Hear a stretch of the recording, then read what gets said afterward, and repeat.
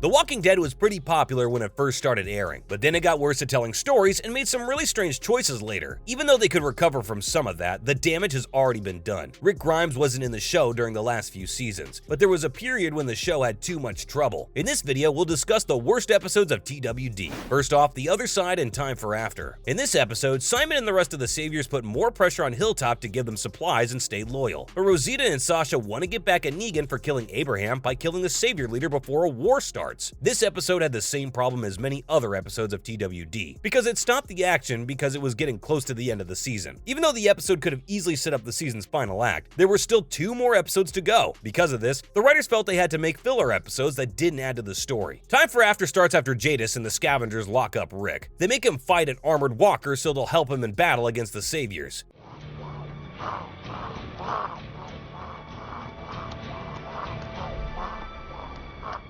As the war reaches its peak, Eugene finally gets the courage to stand up to Negan. Even though the fight between Rick and the armored walker is exciting, there isn't much else in this episode that stands out. Eugene's story continues for much longer than it should, even though there's surprisingly little action in this all-out war arc. Up next, Monsters and Find Me. In this episode, Rick's group fights by attacking one of the Savior's outposts. Rick tries to take over the Office outpost, but Morales stops him.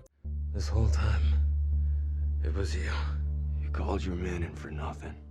Daryl then shoots Morales in the head. The stories in Season 8 are too long and don't do much for this episode. This episode left us with a bad taste in our mouths. Find Me is the second of the 6 bonus episodes that were added to Season 10 to fill the time between the end of Season 10 and the start of Season 11. Even though our favorite Daryl Dixon played a big part in this episode, it was a boring version of a story that could have been interesting. How Leah was introduced as Daryl's secret love interest felt forced and uninspired. As a result, her storyline in the next season will be pretty dull, followed by Rick, the King, and the Widow. The title's perfect because the 3 main storylines are about Ezekiel, Maggie, and Rick. In the episode, Carol asks Ezekiel to become king again, but he doesn't want to because he just lost a lot of people to the Saviors. Even though this episode has some interesting character moments, it still has the bad luck of following 3 different storylines at once, which makes it hard to keep track of. The show's found a way to make this kind of story work, but none of the plots in this episode are interesting enough to make us care. Moving on to Swear and Splinter. Swear's a bottle episode that shows Tara and Heath looking for stuff. The 2 start to drift apart, which leads Tara to find the Savior-controlled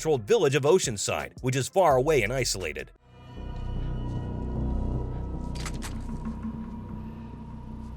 Doesn't matter. We're supposed to. After being held captive in Oceanside for a long time, Tara finally makes it back home without Heath. It's one of the worst episodes of TWD for a number of reasons. Not only does this very boring chapter happen in the middle of the all-out war storyline, but it also comes way too late. It isn't exciting enough to explain why Heath and Tara haven't been on the show for almost a whole season. Even though Tara's been a strong character in other storylines, she isn't interesting enough to carry this one. Splinter starts after the shocking end of what was supposed to be the Season 10 finale. It's not nearly as well written as the last 2 seasons of the show. Even though Paula Lazaro does a good job as the episode's main character, the storyline's frustratingly circular, and the episode doesn't accomplish much. Next, Diverged and Mercy. In Diverged, Daryl and Carol go their separate ways after a long time of fighting. As a way to get even with each other, the 2 characters go on separate side quests. Now, this is an episode that doesn't make sense. It didn't add anything interesting to the tension between Daryl and Carol, which was already there, and was also very boring. A lot of the time is spent on Carol making soup, which isn't a fun way for people to spend 40 minutes of their lives. Mercy got the lowest score of any season opener, but it was also a landmark episode. Even though the episode was full of cute references to past events and Easter eggs that anyone with sharp eyes would love to find. You might notice that the opening sequence was the same as the first episode of the series, but the story itself was surprisingly dull. Mercy was supposed to start the all-out war story we've been waiting for, but except for a few scary parts, this season's opener didn't give us much hope for the rest of the season. Not to mention Some Guy and Go-Getters. We don't think it's fair that Some Guy's got such low ratings on IMDb.